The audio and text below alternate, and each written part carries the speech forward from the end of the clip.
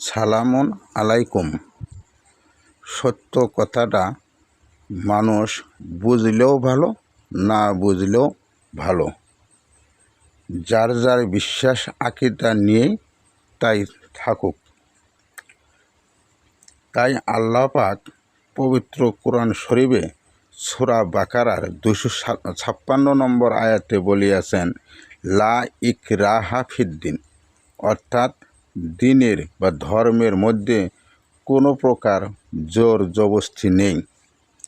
তাই জোর করে কাউকে দিনের পথে আনা আল্লাহর বিধানে বিপরীত, সেজন্য তাদেরকে বোঝার আমন্ত্রণ করছি।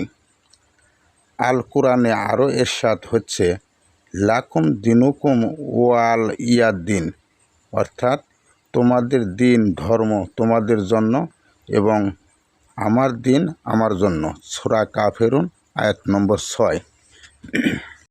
এবং আল্লাহ তাআলা আরও বলিয়াছেন সূরা মুমিনুন আয়াত নম্বর 70, দুনিয়ার অধিকাংশ মানুষই সত্যকে অপছন্দ করে। অবিশ্বাস হলে আপনারা দেখতে পারেন। জয় গুরু।